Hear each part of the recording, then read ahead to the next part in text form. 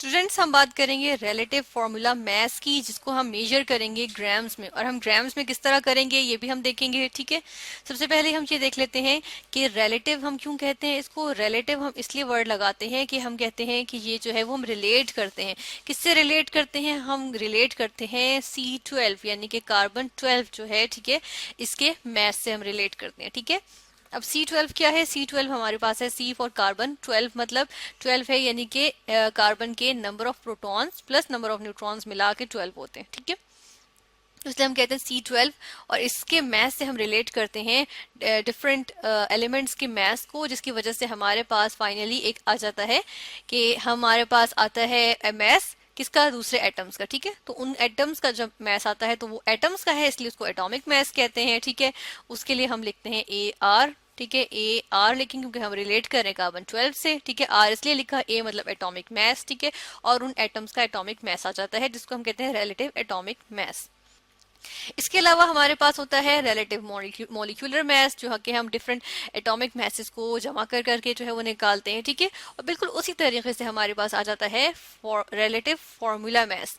अब ये जो रिलेटिव फार्मूला मास है, इसको हम कहते हैं कि ये जो है वो फार्मूला मास किसके लिए होता है? फार्मूला मास होता है सिर्फ और सिर्फ आयोनिक कंपाउंड्स के लिए। ठीक है, हम कहते हैं सिर्फ और सिर्फ जो आयोनिक कंपाउंड्स होते हैं उनके हम मास निकालते हैं, तो उसको हम कहते हैं फार्मूला मास। ठीक है, जिस तरह से आयनिक कंपाउंड्स, कौन से कंपाउंड्स होते हैं जिसमें एक हमारे पास A है और एक B है। ठीक है, अब होता क्या है कि A अपना इलेक्ट्रॉन जो है वो लूज कर देता है और किसको दे देता है? B को दे देता है।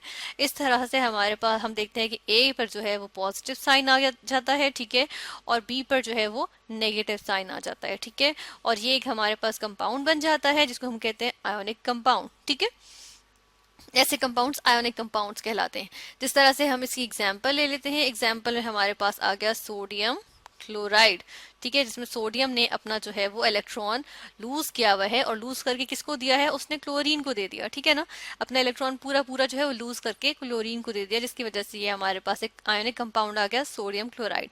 और इसी की एग्जाम्पल को हम साथ लेके चलेंगे। ठीक है, ये हमारे पास सोडियम क्लोराइड है। ठीक है, अब सोडियम क्लोराइड जो हम घर में खाने में नमक इस्तेमाल करते हैं उसको कहते हैं। ठीक है ना, और इसको टेबल सॉल्ट भी कहते हैं। ये सॉल्ट हमारे पास आ गया, इसको हम कहते हैं टेबल सॉल्ट, कॉमन सॉल्ट। ठीक है, अब हम ये देख लेते हैं, वापस आ जाते हैं रिलेटिव फार्मूला मास पे। ठीक है, तो रिलेटिव फार्मूला मास निकालने के लिए हम क्या करेंगे? जिस तरह हमने मॉलिक्यूलर मास निकाला था ना, एटॉमिक मासेस को जो है वो हमने कैलकुलेट कर करके निकाला था, उसी तरीके से हम निकालेंगे। जिस तरह से अगर ये सोडियम क्लोराइड है, इसका फार्मूला मास निकालना चाहती हूँ मैं। ठीक है ना, तो मैं लिखूंगी यहाँ पर फॉर्मूला मास ऑफ, यानी कि फॉर्मूला मास के लिए भी हम बिल्कुल उसी तरह जिस तरह मॉलिक्यूलर मास के लिए करते हैं, इस तरह फॉर्मूला मास के लिए भी कैपिटल M लिखते हैं, और जो रिलेटिव है इसलिए स्मॉल r लिख देंगे। ठीक है, अब हम क्या करेंगे? रिलेटिव एटॉमिक मासेस देखते हैं कि हमारे पास AR जो है, ठीक है, AR हाइड्रोजन का क्या है?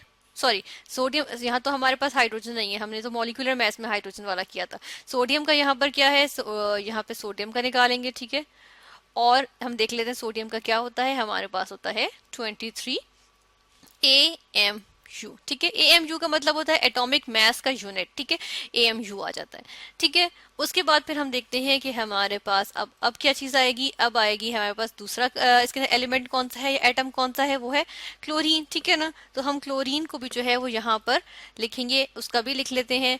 अब यहाँ क्लोरीन का लिख लेते हैं, क्लोरीन का लिखते हैं Cl। ठीक है, और इसका कितना होता है? इसका होता है 35.5। ठीक है, AMU। ठीक है, अब ये तो हमारे पास आ गया सोडियम का और क्लोरीन का। ठीक है ना, और अब हम देख लेते हैं कि MR निकालेंगे पूरा का पूरा, यानी फॉर्मूला मास निकालेंगे किसका? सोडियम क्लोराइड का। अब सोडियम क्लोराइड का फॉर्मूला मास निकाल लेते हैं, हम लिखेंगे फॉर्मूला मास किसका? Of sodium chloride. ठीक है, सोडियम क्लोराइड। ये किस तरह निकालेंगे? हम क्या करेंगे? सोडियम का जो एटॉमिक मास होगा, ठीक है, यहाँ पे मैं लिखती हूँ AR। ठीक है, किसका? सोडियम का। ठीक है, प्लस किसका होगा? AR होगा किसका? क्लोरीन का। ठीक है, ये हम ऐड कर देंगे। ठीक है, क्योंकि यही दो एलिमेंट्स हैं ना इसके अंदर, इसलिए इनका ऐड कर देंगे, और इसके नतीजे में हमारे पास यहाँ पर क्या आ जाएगा? अब ऐसा करते हैं, यहाँ पर अब हम इसका सिंबल लिख देते हैं जिसको जो है MR, ठीक है। और यहाँ पे हम लिखेंगे सोडियम का हमारे पास आ गया 23, ठीक है, AMU, प्लस क्लोरीन का हमारे पास आ गया 35.5 AMU। फाइनली हम जब देखेंगे कि हमारे पास MR यानी कि रिलेटिव फॉर्मूला मास क्या आता है, तो हम इसको यहाँ पर जो है वो ऐड कर लेते हैं कि ये 0.5 आ गया, फिर 5 प्लस 3 है हमारे पास यहाँ 8 आ गया, और 2 प्लस 3 हमारे पास आ गया 5, ठीक है। तो ये आ गया 58.5 AMU, ठीक है। इसके बाद हम ये देख लेते हैं कि हमारे पास अब ये इसका रिलेटिव फॉर्मूला मास तो आ गया, ठीक है।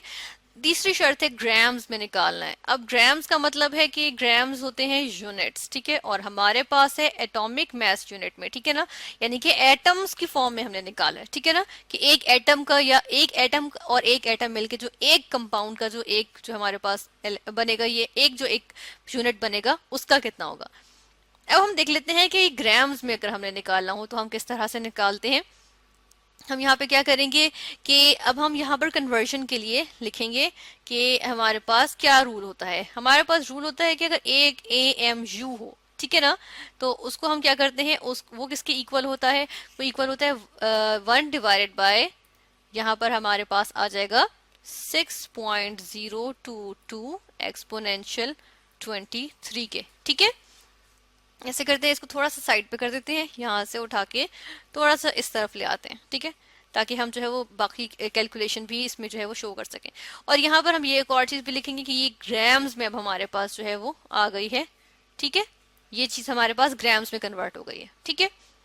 अब ये 6.022 एक्सपोनेंशियल 23 है, इसको अगर हम रिकॉल करें तो हम इसको कहते हैं एवोगैड्रोस नंबर, ठीक है। जो एक रैंडम नंबर है एवोगैड्रोस नंबर, इसको हम एवोगैड्रोस नंबर कहते हैं, ठीक है ना। तो हम क्या करेंगे, हम ये भी लिख सकते हैं 1 डिवाइडेड बाय NA यानी कि एवोगैड्रोस नंबर, ठीक है। इसके अलावा हम देख लेते हैं कि हम इसके अलावा हम कहते हैं कि एक हमारे पास जो है वो एवोगैड्रोस नंबर होगा, यानी कि हम अगर कहते हैं कि मेरे पास 1 जो है वो 1 AMU कह रही हूँ, हम कहते हैं कि अगर हमारे पास 1 एवोगैड्रोस नंबर हो, ठीक है ना, एवोगैड्रो NA, ठीक है, तो वो किसके इक्वल होता है, 1 मोल के इक्वल होता है, ठीक है। एक मोल के, मोल क्या है, यूनिट है, ठीक है, जिस तरह ग्राम्स यूनिट है इसी तरह मोल भी यूनिट है, जिस तरह AMU यूनिट है इसी तरह मोल्स भी यूनिट है, लेकिन मोल्स को हम थोड़ा डिफरेंट स्टाइल में लेते हैं। NA हमने कहा 1 NA जो है वो, यानी कि NA जो है वो मोल के इक्वल आ गया, ठीक है, इज इक्वल टू 1 मोल। तो हम यहाँ पर लिखते हैं कि यहाँ पर आ जाएगा 1 डिवाइडेड बाय मोल, ठीक है। अब ये जो 1 लिखा था ना यहाँ पर, इसको 1 को हम यहाँ से इरेज कर देते हैं और यहाँ क्या लिख देते हैं, ग्राम लिख देते हैं, ठीक है। ग्राम किस लिए लिख देते हैं, क्योंकि हम ग्राम्स में, यहाँ पे ग्राम्स था, 1 into grams is equal two grams, ठीक है, तो G लिख दिया ग्राम्स के लिए, तो यहाँ पर भी आ गया G यानी कि ग्राम, ठीक है।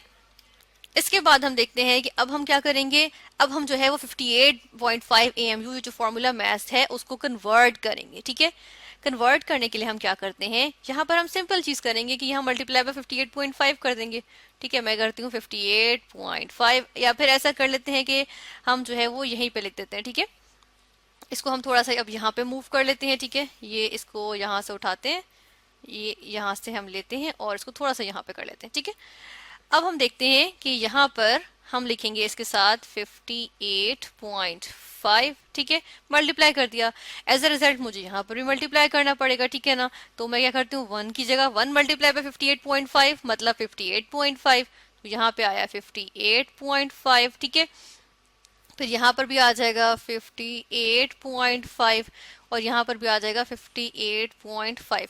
इस तरह ये ग्राम्स में कन्वर्ट हो गया, ठीक है ना, इज इक्वल टू की सब तरफ 58.5 आ गया, तो ये ग्राम्स में कन्वर्ट हो गया और मेरे पास आ गया 58.5 ग्राम्स पर मोल, यानी कि ये इक्वल है 58.5 ग्राम्स पर मोल, यानी कि एक मोल अगर मैं सोडियम क्लोराइड ले लूं तो उसके अंदर 58.5 ग्राम्स जो है वो सोडियम क्लोराइड के मॉलिक्यूल्स होंगे, ठीक है, ऑफ, या मैं कहती हूँ कि इसके जो है वो यूनिट्स होंगे, ठीक है, ऑफ सोडियम क्लोराइड, ठीक है, यूनिट्स, मॉलिक्यूल्स नहीं कहेंगे हम, यूनिट्स कहेंगे कि 58.5 ग्राम्स जो है वो सोडियम क्लोराइड के यूनिट्स होंगे, यानी कि 6.022 एक्सपोनेंशियल 23 यूनिट्स होंगे सोडियम क्लोराइड के, ठीक है।